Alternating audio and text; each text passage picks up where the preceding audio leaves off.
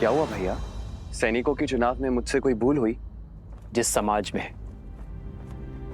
बालक के हाथ में शास्त्र के बदले शस्त्र हो, वहां असुरों का वास होता है शत्रुघ्न। जीवन भर राष्ट्र सेवा का भार उठाने वाले वृद्ध समाज सेवा पाने के अधिकारी हैं, और जो युवा अभी अभी विवाह के बंधन में बंधे हैं, वो भी युद्ध में जाने के योग्य नहीं है। प्रभु, ना मैं बालक हूं, ना मैं वृद्ध हूं, और ना आप विवाहित। फिर मुझसे राष्ट्र सेवा का सुख क्यों छीन रहे हैं आप? क्योंकि तुम अयोध्या के सैनिक नहीं हो।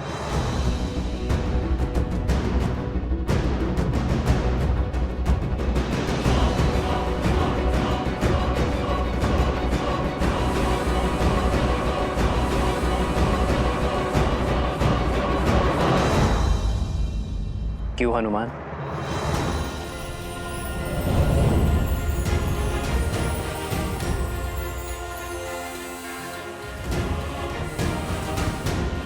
प्रभु, प्रभु, प्रभु, मैं अयोध्या का सैनिक नहीं हूं, इसलिए आप मुझे छोड़ के जा रहे हैं।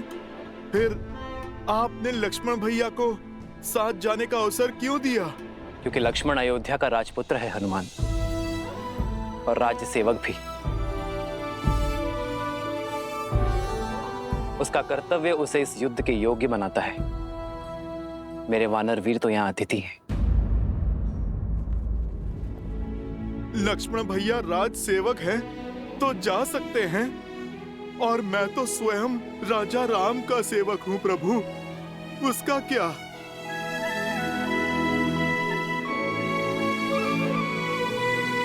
प्रभु, रघुवंशी कभी ना वचन तोड़ते हैं और ना ही भूलते हैं। फिर सदा मुझे सेवा में रखने का वचन देकर आप कैसे उससे मुक्त हो सकते हैं प्रभु?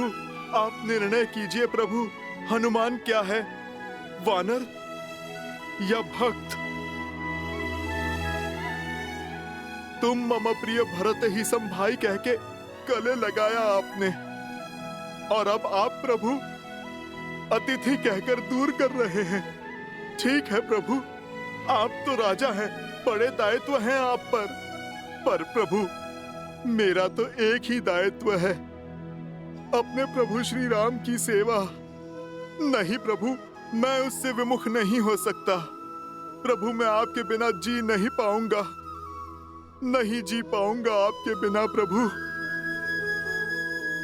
प्रभु, प्रभु आप मान जाइए ना, प्रभु आप ले चलिए ना मुझे अपने साथ प्रभु।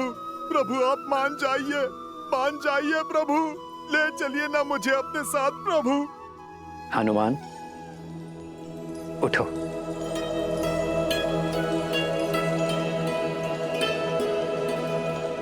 तुम जीत गए हनुमान, मैं हार गया। चलो हमारे साथ, किंतु मेरी एक शर्त है। कैसी शर्त प्रभु? कि तुम शस्त्र नहीं उठाओगे।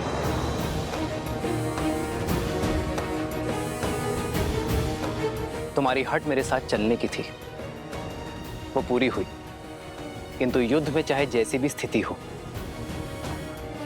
तुम अस्त्र शस्त्र का उपयोग नहीं करोगे। स्वीकार है प्रभु, स्वीकार है।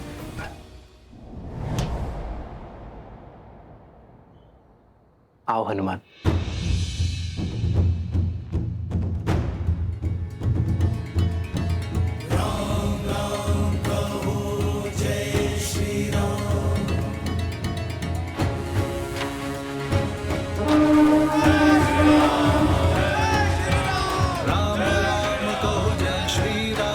दशरथ नंदन राजा राम, राम नाम भजते हनुमान, अवध बिहारी राजा राम।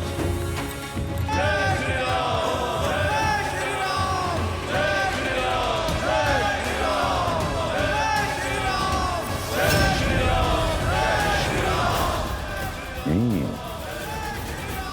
राम सत्य में युद्ध पर स्वयं जा रहा है। जय श्री राम।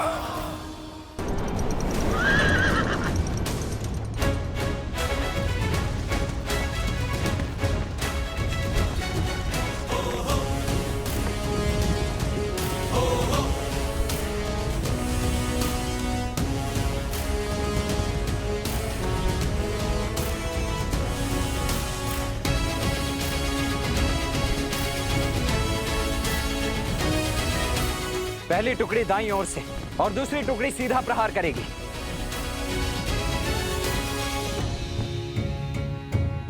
सारथी, रोको।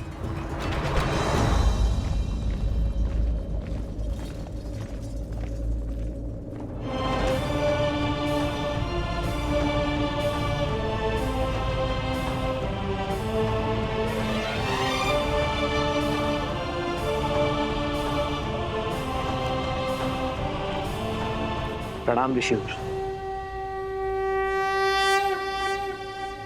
आपका अचानक दर्शन संकेत है कि आप कोई गंभीर निर्देश देना चाहते हैं। निर्देश देने नहीं, दुविधा का निराकरण लेने आया हूं राम। इस युद्ध का नेतृत्व कोई भी कर सकता था, फिर आप अयोध्या छोड़कर क्यों जा रहे हैं? जब मेरा सबसे बड़ा शत्रु नगर के भीतर है, अयोध्या की शांति को ध्वस्त करना चाहता है, तो मुझे अयोध्या में रुकना चाहिए था। यही ना? मेरा शत्रु भी तो यही सोच रहा होगा महर्षि। उसे परास्त करने के लिए ही मैं अयोध्या से बाहर आया हूं। उसका बैर मुझसे है, क्रोध मुझसे है, और जब मैं अयोध्या के बाहर आ गया तो वो भी मेरे पीछे अवश्य आएगा। मैं भास्करण से युद्ध करने जा रहा हूं महर्षि। युद्ध में भले ही भास्करण से करने निकला हूं, किंतु भास्करण और संहार दमन केवल मेरे लिए माध्यम है। सहस्त्र रावण भास्कर्ण का भाई है महर्षि। भास्कर्ण को कष्ट में देखकर उसे भी कष्ट अवश्य होगा। उसका कष्ट सहस्त्र रावण को अवश्य खींच लाएगा। आपके शौर्य पर संदेह नहीं है श्री राम। भय है आपके वास्तविक शत्रु सहस्त्रमुख रावण का, जो अपने अनंत मुखों से अनंत असत्य बोलता रहता है, और बार बार असत्य बोलते रहने से असत्य भी सत्य प्रतीत होने लगता है। उसमें आप ही की सेना को आपके विरुद्ध कर देने का सामर्थ्य है।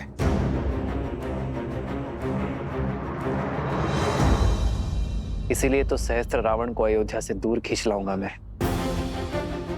उसे अकेले ही ललकारूंगा, ताकि वो मेरी अयोध्या में असत्य का विष नहीं घोल पाएगा। और इसमें आपके प्राणों का संकट है। अपनी प्रजा के हित के लिए राम को मृत्यु भी स्वीकार है।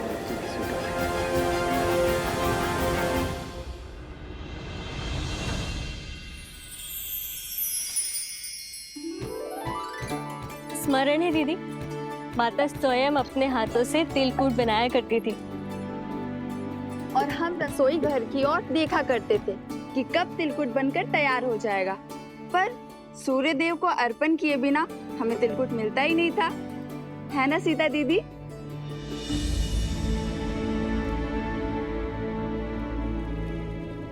कहाँ खो गई दीदी?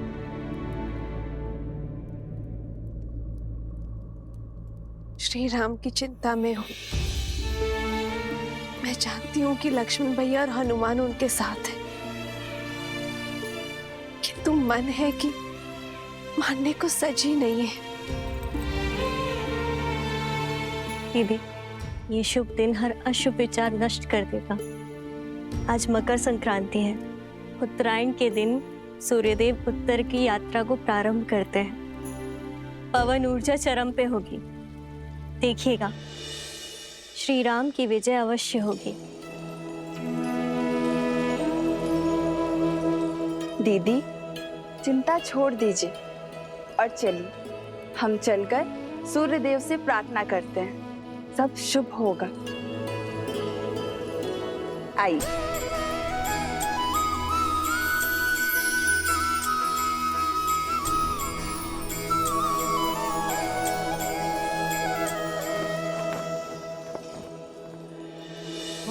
माघ मकर गत रवि जब होई, तीरथ पति ही आव सब कोई।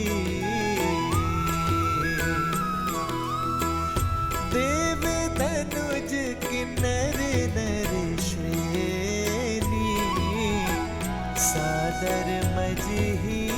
सकल त्रिवेणी।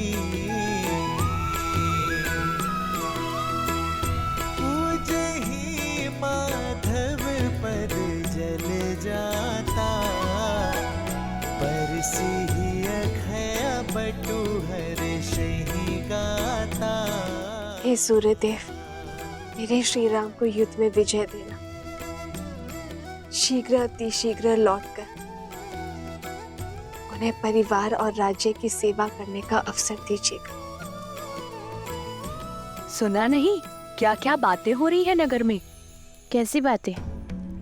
लोग आजकल कानाफूसी कर रहे हैं राजा राम और माता सीता के विषय में।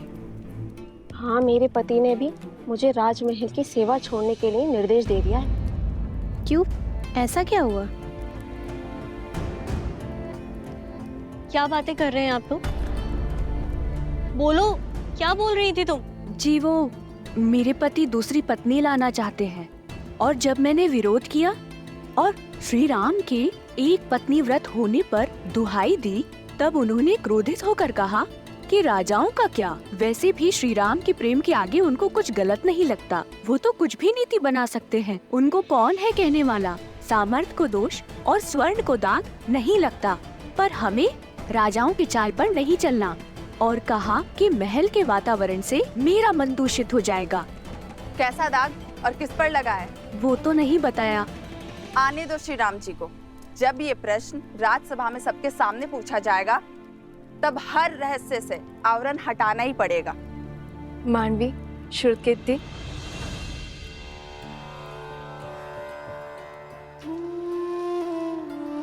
राजभवन में जाके माताओं को प्रसाद नहीं देना?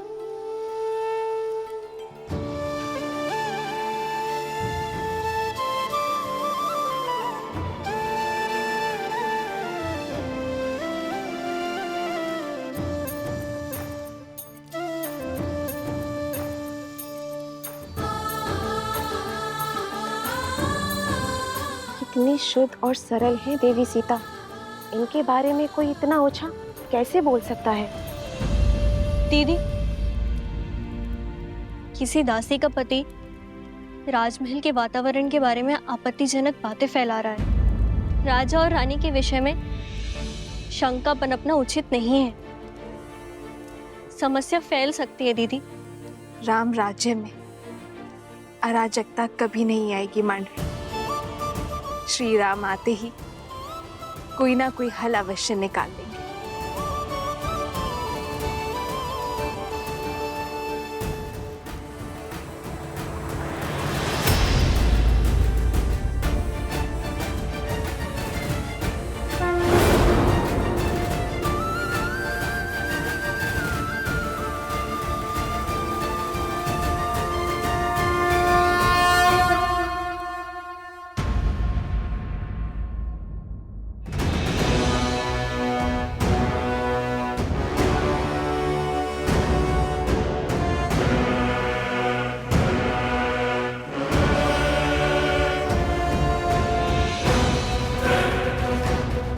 भास्कर्ण, आक्रमण से पूर्व अवसर दे रहा हूं। अपने आतंक का अंत करो और लौट जाओ। अभी तक तो आतंक का आरंभ भी नहीं हुआ है राम। और जहां तक रही अंत की बात, यदि मैं समय रहते लंका पहुंच गया होता तो युद्ध का अंत कुछ और ही होता। वही तुम्हारे रक्त से सागर को रंग देता। जो काम तब न हुआ वो अब होगा। इस रणभूमि में मैं तुम्हारा वध करके रावण के मृत्यु का प्रतिशोध लूंगा, और तब होगा न्याय। प्रतिशोध से न्याय नहीं मिलता भास्कर्ण। प्रतिशोध केवल स्वयं को जलाता है। लौट जाओ। स्वयं के बल पर बड़ा अभिमान है ना तुम्हें राम? समाप्त होगा तुम भी और तुम्हारा अभिमान भी। भास्करण का तेज और संघर दमन का दमन तुम्हें सेना समेत ध्वस्त कर देंगे।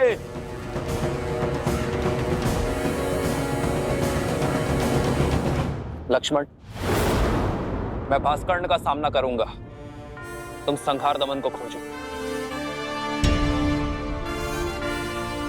और स्मरण रखना, वो उभयचर है।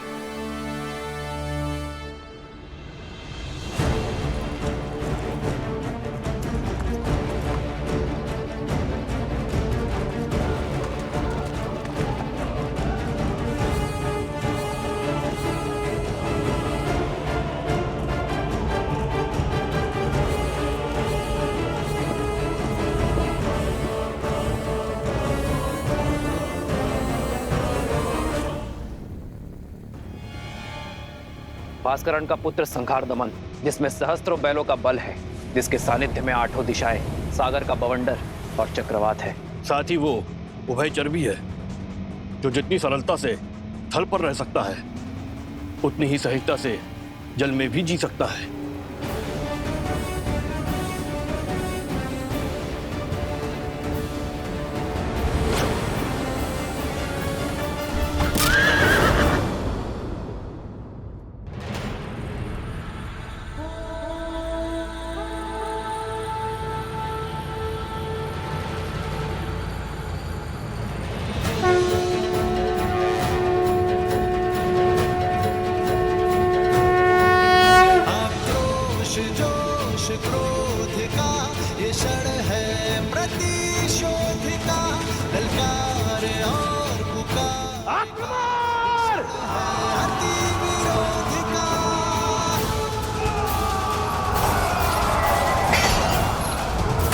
भास्करण, सावधान।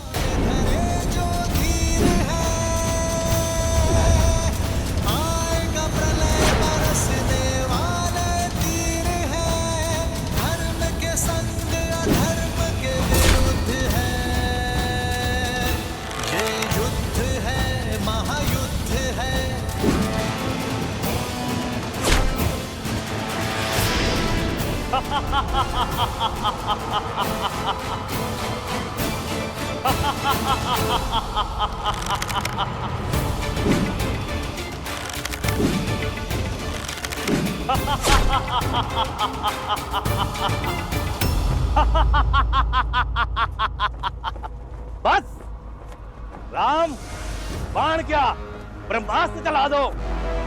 तुम्हारे ब्रह्मास्त्र मेरे तन को नहीं छेद पाएंगे। ब्रह्मा अपना स्वयं वरदान नहीं कर सकते।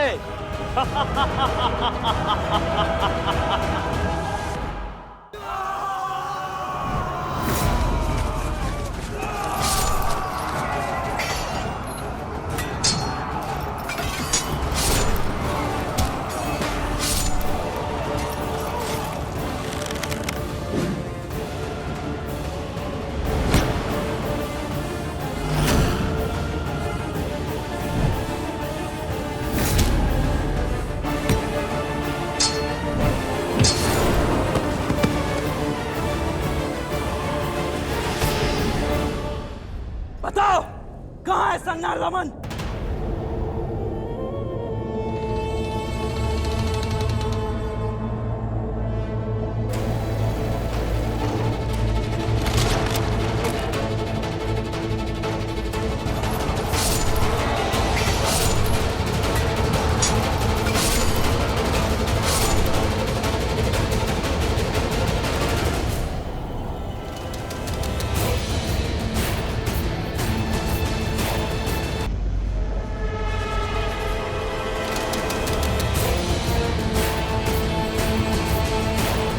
सैनिकों, पीछे हटो।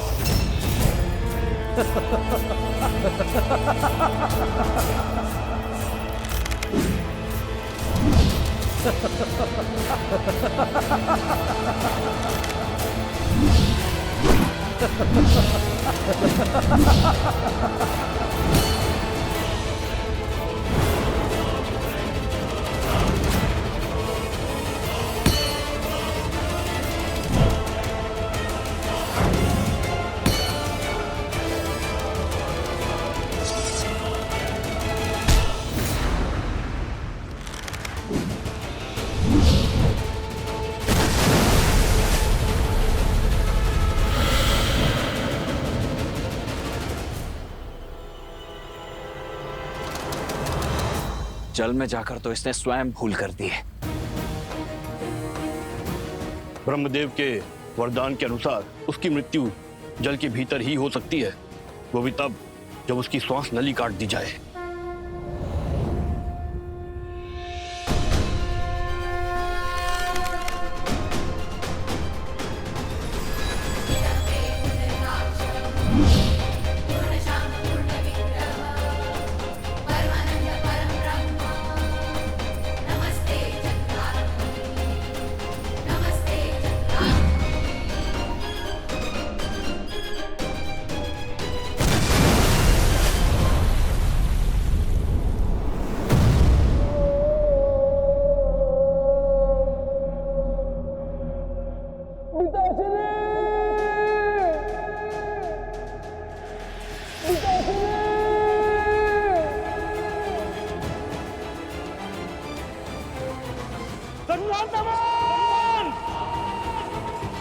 भास्करण, जो भूल रावण ने की थी वो तुम मत करो।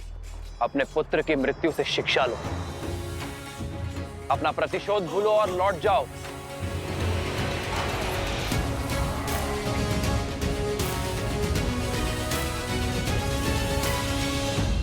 लक्ष्मण, तुमने मेरे प्राण, मेरे प्यारे पुत्र से नरदमन का वध किया है। अब मेरे प्रकोप से तुम दोनों भाइयों को कोई नहीं बचा सकता, कोई नहीं। भास्करण, ये क्रोध ही तुम्हारे विनाश का कारण बनेगा, क्योंकि सत्य और धर्म की लौ के आगे तुम्हारा ये झूठा दम अवश्य तोड़ेगा। आज तुम्हारे अत्याचार और आतंक का अंत होकर रहेगा भास्करण।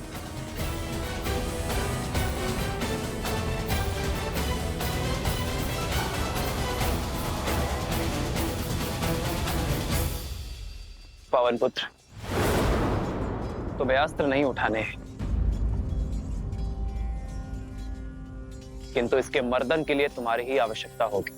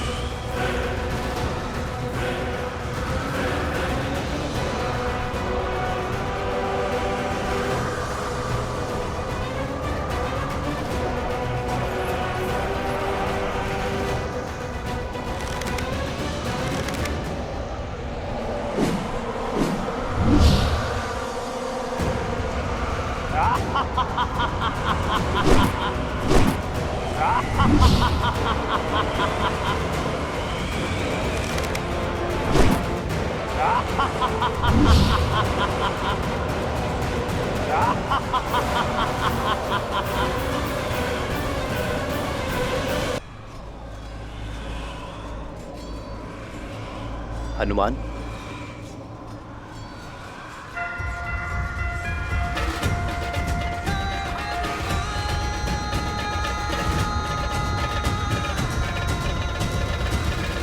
पिताश्री वायुदेव प्रकट हो।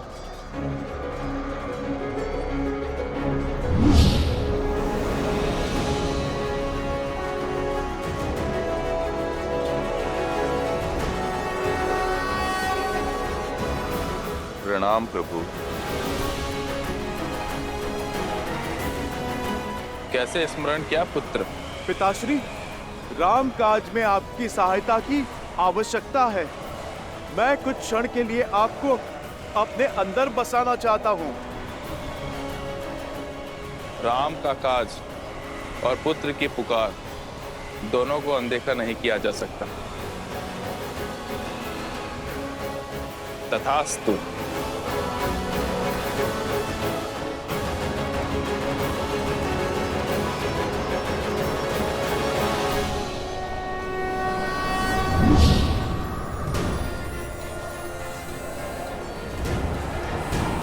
जय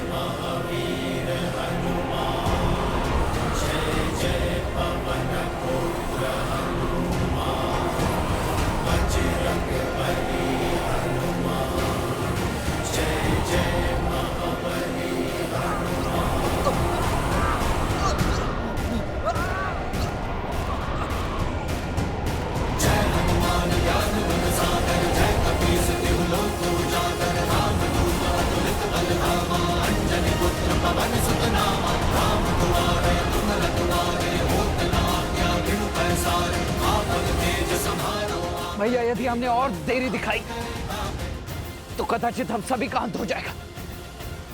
इससे पूर्व की कुछ अनर्थ आपको इसका संहार करना ही होगा। लक्ष्मण, वायु अब भास्करण्य के संपर्क में नहीं है, किंतु वो धरा पर अब भी खड़ा है। जब तक वो युद्ध भूमि पर होगा, उसका अंत असंभव है लक्ष्मण।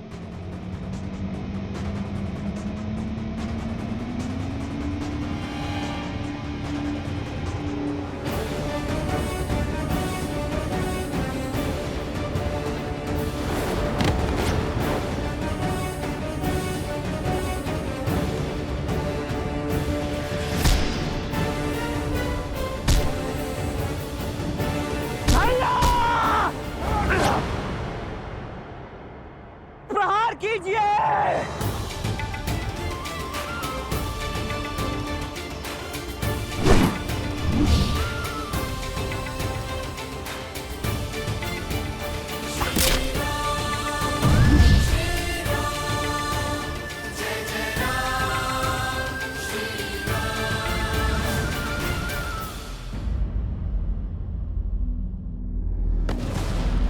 लक्ष्मण,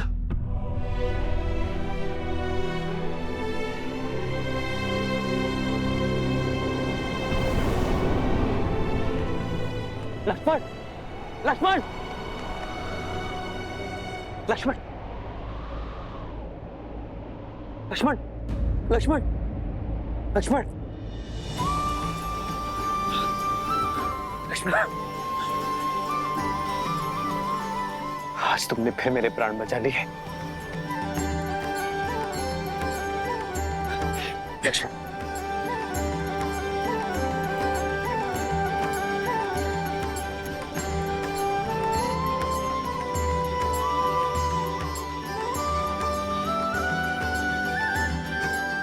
भैया, आपकी विजय के लिए तो मृत्यु से पराजय भी मेरे लिए परम विजय है। कल प्रातः हम अयोध्या के लिए प्रस्थान करेंगे और वहां प्रत्येक घर पर हमारे विजय की पताका लहराएगी। जाओ लक्ष्मण, अब सेना से भी निश्चिंत होकर विश्राम करने को कहो। जो आज्ञा भैया।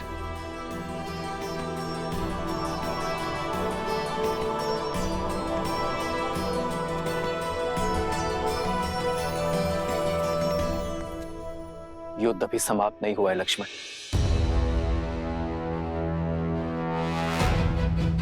युद्ध तो अब आरंभ होगा, वो युद्ध जिसे लड़ने के लिए मैं अयोध्या से इतनी दूर आया।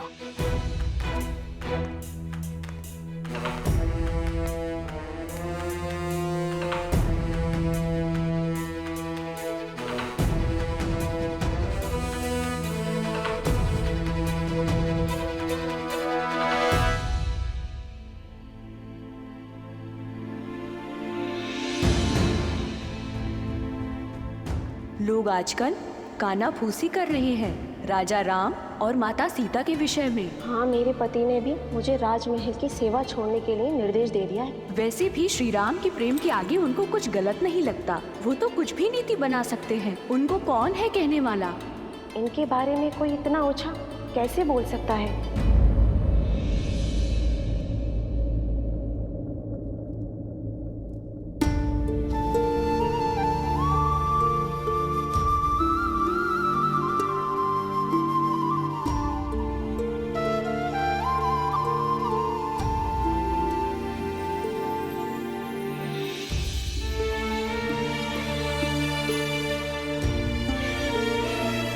सीता कभी चिंतित हो ही नहीं सकती यार, परंतु एक होने वाली माँ का स्वप्न बिगड़ जाने का शोक अवश्य है।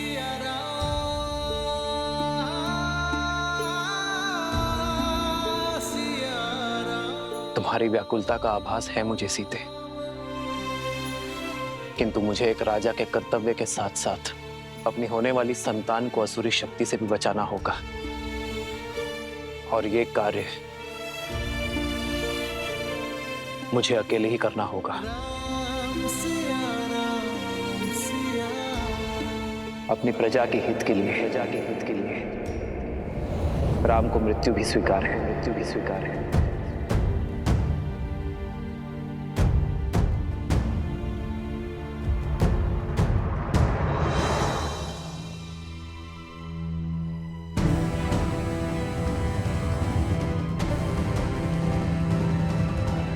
इतनी रात्रि में धनुष लेकर प्रभु अकेले कहाँ पे जा रहे हैं?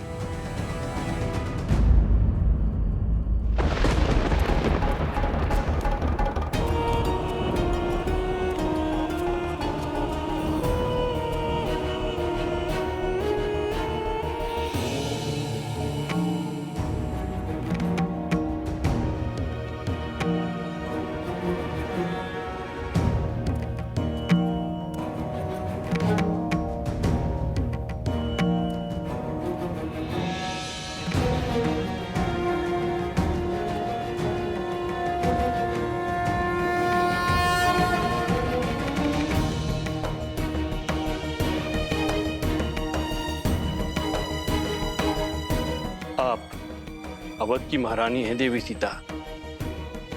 आपका व्यथित होना प्रजा के हित में नहीं। प्रजा की ही चिंता में हूँ गुरुवर। नागरिकों के विचारों में मलिनता आ रही है और मन में शंका का विष घुल गया है। ये नगर में कौन सी असुरी शक्ति पग पसार रही है गुरुवर?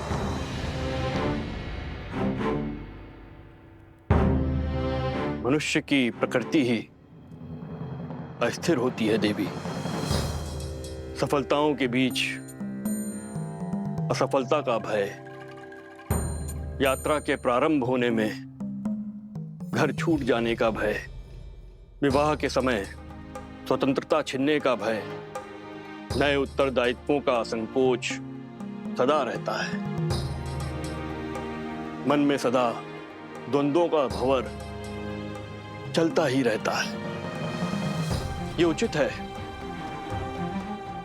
कि संसार का आधार सत्य है, किंतु यहां असत्य भी उपस्थित रहता है।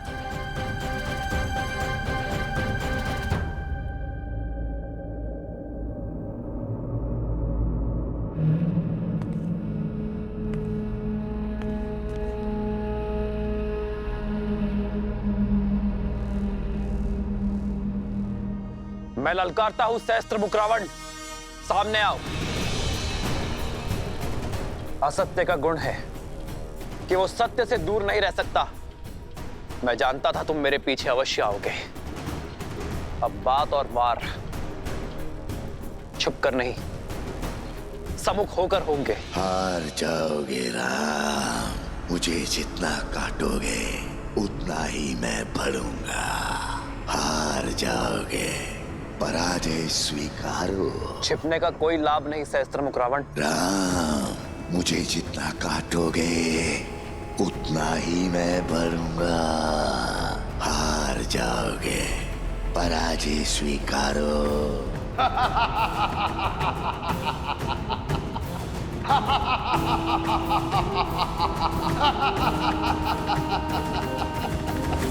क्या राम राज्य भी भय की छाया में श्वास लेगा? क्या यहाँ भी सत्य और असत्य इतना समीप हो जाएगा कि उचित अनुचित के मध्य की रेखा ही मिट जाएगी? क्या रघुकुल के राघव की विजय पर भी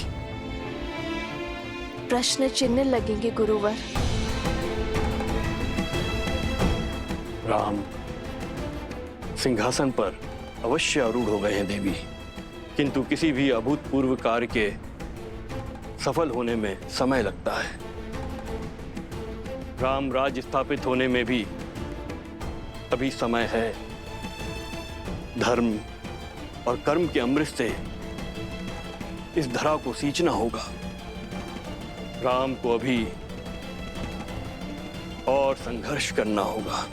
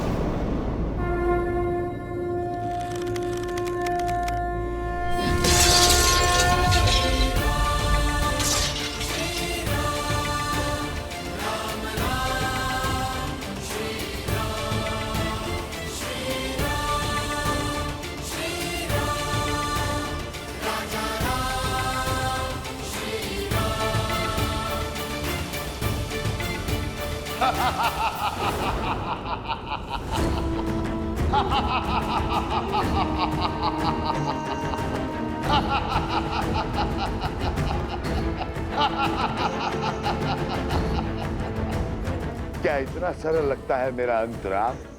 कोई अस्त्र, कोई शस्त्र मेरी मृत्यु का मार्ग प्रशस्त नहीं कर सकता है, क्योंकि मैं शरीर नहीं, सोच हूं राम, सोच। सोच को कौन सा अस्त्र मार सकता है?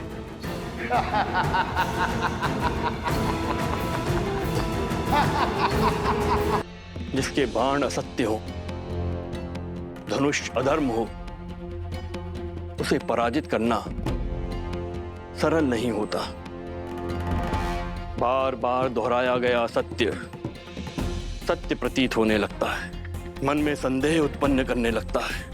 इसलिए आवश्यक है कि ऐसी स्थिति में व्यक्ति का मन दृढ़ हो, और ये दृढ़ता बल से नहीं, संस्कारों से आती है।